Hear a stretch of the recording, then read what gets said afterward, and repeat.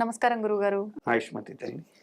గురుగారు, వరలక్ష్మి వ్రతం ప్రత్యేకంగా అమ్మవారికి ఆ రోజు ప్రీతికరమైనవి ఏం వండి పెడదామా, అమ్మవారి అనుగ్రహం ఎంత చక్కగా కలుగుతుందో అమ్మవారికి ప్రీతికరమైన నివేదన చేస్తే అని చెప్పి ఆలోచిస్తూ ఉంటారు ప్రతి ఒక్కరు కూడా.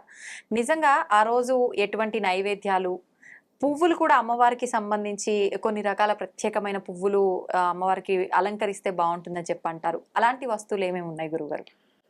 లక్ష్మీదేవి పుట్టిందే పద్మవాసిని, తామర పువ్వుల్లో పుట్టింది. మొట్టమొదటగా వరలక్ష్మి వ్రతంని చాలామంది ఏంటంటే ఏదో కింద ఒక వస్త్రం పరిచేసి బియ్యం పోసేసి కలశం పెట్టేసి అందులో నీళ్లు పోసి టెంకాయ పెడతారు. నీళ్లు అస్సలు వరలక్ష్మి వ్రత కలశంలో పోయి రాదు. శుద్ధ తప్పు. నీళ్ళు అస్సలు పోయిరు. మీరు కావాలంటే ఎక్కడైనా కల్పంలో కూడా ఉండే విధంగా చూస్తే నీళ్లు పోయమని ఎక్కడ లేదు. నీటి కలశం పూజకి వాడుకోవడానికి మాత్రమే జాహ్నవి కలశం అంటారు. జాహ్నవి అంటే ఎవరో కాదు, గంగాదేవి. జిహ్ను మహర్షి కూతురు కాబట్టి ఆమె జాహ్నవి అయింది. కాబట్టి ఆ గంగాజలం జాహ్నవి పూజ చేసి జాహ్నవి జలపూరిత నవరత్న విరాజమాన దివ్య కనక కలశం కల్పయామి అని అక్కడ సంకల్పించి ఆ నీళ్లు తీసి చల్లుకోవాలి. అయితే కలశంలో మరి ఏం పోయాలి? ఉట్టి కలశం పెట్టాలి కాదు. కలశంలో అర్ధభాగానికి పైగా అంటే సగభాగంకి పైకి వచ్చేటట్టుగా బియ్యం, తెల్లటి పురుగులు రాళ్ళు లేని బియ్యాన్ని పోసి ఏలకులు, సుగంధ ద్రవ్యాలు వేసి 2 లేదా ఒక 3 స్పూన్లు కొద్దిగా పెసరపప్పును కూడా అందులో వేయచ్చు. మొగ్గం వచ్చి మహావిష్ణువు, సో వేయచ్చు, వేయకపోయినా ఇబ్బంది లేదు. సువర్ణం అంటే బంగారాన్ని అందులో ఉంచితే కలిపురుషుడి దోషాలు పోతాయి. బియ్యంలో లక్ష్మీదేవితో పాటు కూడా పుట్టినవాడు చంద్రుడు కాబట్టి బియ్యం. లక్ష్మీదేవికి రూపం ఏంటంటే బంగారం కాబట్టి లక్ష్మిని చంద్రుడిని కలిపి పుట్టారు కాబట్టి దాంట్లో అక్కడ పెట్టి బియ్యం ఎలాగ ఉంటాయి? పాలలాగా స్వచ్ఛంగా ఉంటాయి కాబట్టి బియ్యంతో నింపాలి. ఏలకులు సుగంధభరితం అంటే అమ్మవారు పాలకడల్లో పుట్టింది కాబట్టి సుగంధమైనటువంటి ఏలకులు కూడా అక్కడి నుంచే పుట్టాయని ప్రతీతి. తమలపాకులు కానీ అన్ని. సో చాలా మంది మామిడాకులు పెట్టకూడదు. నాకవల్లి, నాకం అంటే స్వర్గం, వల్లి అంటే తీగ. స్వర్గంలో పుట్టిన తీగ కాబట్టి దాన్ని నాకవల్లి అన్నారు. అది తమలపాకు. పూగి ఫల సమాయుక్తం నాగవల్లి దళైరుతం ముక్తాఫల సమాయుక్తం. ముక్తాఫలం అంటే ముత్యం, ముత్యమును కూడా వేయొచ్చు అందులో లోపల. ఇవన్నీ వేసి టెంకాయ పెట్టిన తర్వాత ఆ తమలపాకులు మంచి లేతవి చూసి చక్కగా కలశంకి పెట్టేయచ్చు. అలా కలశాన్ని అలంకరించిన తర్వాత ఈ కింద బియ్యంలో పెట్టారు, బాగుంది. కానీ పద్మజనన్యేన అన్నారు కదా. సో పద్మజనన్య అన్నప్పుడు తామర పువ్వులు చక్కగా తెచ్చి ఆ కలశానికి చుట్టూ కనీసం ఇప్పుడైతే ఒక్కొక్క పువ్వు కొనాలంటే వరలక్ష్మి రోజు 50 రూపాయలు కూడా చెప్తారు, 100 కూడా చెప్తారు. So no problem. ఒక్క పువ్వు అయినా తీసుకొని రేఖలు చక్కగా అష్టదళ పద్మాలాగా చుట్టూ అరేంజ్ చేసుకోవచ్చు మీ శక్తి కొద్దీ. ఉంటే చక్కగా పువ్వులే చక్కగా అలా పెట్టేసి మధ్యలో కలశం పెట్టిన పద్మజనని అవుతుంది. ఈ కలశానికి వెనుక పక్క ఖచ్చితంగా లక్ష్మీదేవి అమృత భాండం అంటే చేతిలో ధనాన్ని కాసులు కురిపిస్తున్నటువంటిది, అట్లాగే కింద పద్మాల్లోంచి ఉద్భవిస్తున్నట్టుగా ఉండి అటువైపు ఐరావతం అంటే ఏనుగులు ఉన్నటువంటి గజలక్ష్మి స్వరూపం ఉన్నటువంటి లక్ష్మీ పటాన్ని వరలక్ష్మి వెనక పెట్టుకోవడం శుభస్కరం. పెట్టుకుని ఈ కలశంలో పైన కొబ్బరికాయ మీద లక్ష్మీ ప్రతిమను అంటే చిన్న కాసుని కట్టి పూజ చేసుకోవచ్చు. లేకపోయినా కలశం మీద లక్ష్మీదేవిని ఆవాహన చేసుకోవచ్చు. ఈమెకి ప్రీతి ఏమిటి అంటే నివేదన, ఆమె క్షీర సముద్ర రాజతనయ, పాలల్లో పుట్టింది. సో ముందు ప్రీతి ఏమిటంటే నువ్వు స్వచ్ఛమైన మనసుతో ఆమెను ఆరాధించడం. పాలు ఎంత స్వచ్ఛంగా ఉంటాయో అమ్మవారి మీద నీ నమ్మకం అంత స్వచ్ఛంగా పెట్టుకోవాలి. అమ్మా, ఒకరి నోళ్లు కొట్టి ఒకరు ఏడుస్తున్న సొమ్ము నా ఇంటికి రానీకు.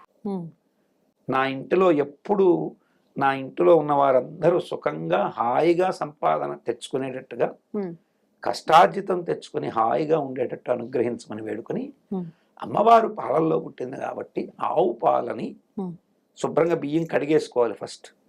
ఆ తదుపరి ఆవు పాలలో ఈ బియ్యాన్ని వేసి మహావిష్ణువుకు ప్రీతి కాబట్టి పెసరపప్పును కూడా కడిగి అందులో వేసి ఓకే. కేవలం పెసరపప్పు, పాలు, బియ్యాన్ని పాలల్లో కలిపి కొద్దిగా నీటిని చేర్చి దాన్ని ఉడికించాలి. అది బాగా ఉడికి మెత్తబడుతున్నప్పుడు విడిగా పాకం పెట్టుకున్నటువంటి బెల్లం పాకాన్ని, ముదురు పాకం వచ్చిందని చక్కగా దాంట్లో ఉన్నటువంటి నలకలు ఏం పడకుండా కొద్దిగా ఫిల్టర్ చేసి ఆ పాకాన్ని చక్కగా ఇందులో పోయాలి. దాన్ని బాగా కలుపుతుండగా మరల మరిగించినటువంటి మీగడ కట్టిన పాలని మరల ఇందులో పోయాలి. దీన్ని బాగా కలిపి అమ్మవారికి ప్రీతికరమైనటువంటిది కేసరి పత్రం అంటే ఏమిటి? కుంకుమ పువ్వు, ఓకే, జాజికాయ చూర్ణం, జాపత్రి, జాజికాయ రెండు మెత్తగా నూరి మెత్తటి పొడి, ఏలకుల యొక్క పొడి, ఇవి 3 మిక్స్ చేసేసి కలిపి అప్పుడు దాంట్లో పైన కుంకుమ పువ్వుని కొద్దిగా వేసి కొద్దిగా మన పచ్చకర్పూరం కొద్దిగా వేయాలి, ఎక్కువ వేయకూడదు, కొద్దిగా వేసేసి బాగా కలిపి అప్పుడు పక్కన విడిగా మీరు వేయించినటువంటి ఆవు నేతిలో కానీ మామూలు నేతిలో కానీ మీకు శక్తి వేయించినటువంటి జీడిపప్పు, కిస్మిస్, సౌదామిని ఫలం అంటారు.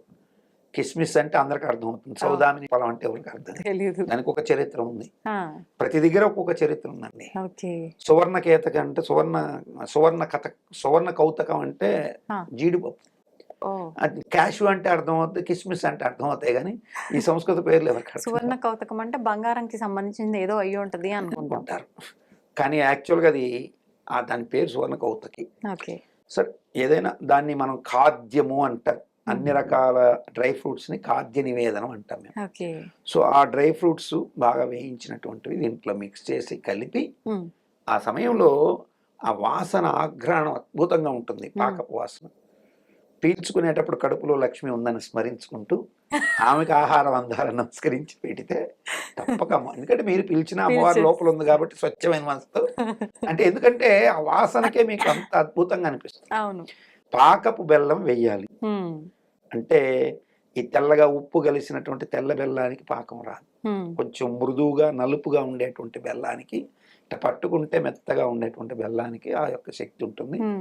ఎందుకు బెల్లం వేయాలంటే బెల్లము మృత్యువు దరిద్రాన్ని నాశనం చేస్తుంది, మృత్యు దారిద్రాలని పోగొడుతుంది. ఇక్షుకండ సముద్భూతం గుడం కళ్యాణమేవచ మృత్యు దారిద్ర నాశించేవ సర్వసంపత్కరం శుభం. ఇక్షుకండం అంటే చెరుకు గడలో పుట్టింది, మృత్యువుని దరిద్రాన్ని నాశనం చేసేది, సర్వ సంపత్తులను ఇచ్చేది. కాబట్టి దేవుడి ప్రసాదాల్లో ఎక్కువ బెల్లమే ఉంటుంది, చక్కెర అనేది ఉండదు. ఆ చక్కెరని తర్వాత అక్కడక్కడ కాలం వాడుతుంటాం. చక్కెర కూడా కాదు, పూర్వం పట్టిక పంచదార గట్టి కలకండ వాడేవాడు. ఇక ఆ ప్లేస్ లోకి చక్కెర అనేటువంటి కెమికల్ యాక్షన్ వచ్చేది ప్రతి దగ్గర అంతే.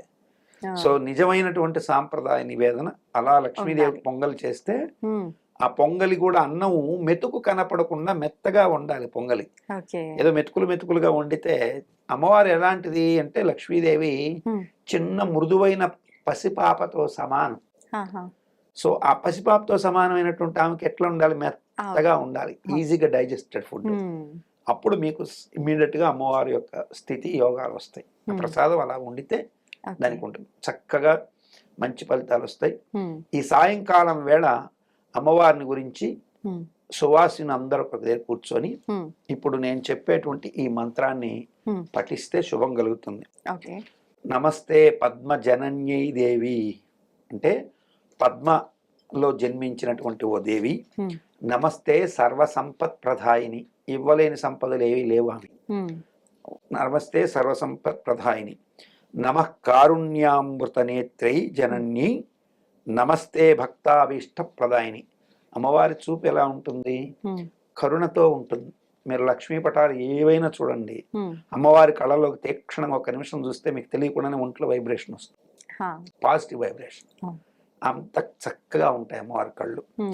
నమస్తే భక్తాభీష్ట ప్రదాయిని, భక్తులకు అభీష్టాలు ఏవైతే ఉంటాయో అభీష్టాలని ప్రదాయిని ఇచ్చేటువంటిది. నమః కారుణ్య నేత్రే, మళ్ళీ చక్కగా కారుణ్యం కలిగినటువంటి కన్నులు కలిగిన దేవి వరలక్ష్మి నమోస్తుతే అని స్మరించుకోవాలి. నమస్తే పద్మజనన్యై దేవి, నమస్తే సర్వసంపత్ ప్రదాయిని, నమః కారుణ్యామృత నేత్రజనన్యై భక్తాభీష్ట ప్రదాయిని నమస్తే కారుణ్యామృత నేత్రజనన్యై వరలక్ష్మి నమో నమః. ఈ మంత్రాన్ని సాయంకాలం వేళ అమ్మవారి దగ్గర చెప్పుకుంటూ ఎన్నిసార్లు వీలైతే అన్నిసార్లు చెప్పుకొని లక్ష్మీ అష్టోత్తరంతో చెప్పి మంగళహారతి ఇస్తే మరో వరలక్ష్మి వ్రతం వచ్చేసరికి మీకు అన్ని రకాలుగా కోరికలు తీరుతాయి నిస్సందేహంగా. ఆ నమ్మకంతో భక్తితో అమ్మవారిని వేడుకోవడం, పూజించడం. సంతోషం గురుగారు, చక్కగా వివరించారు. శుభమస్తు.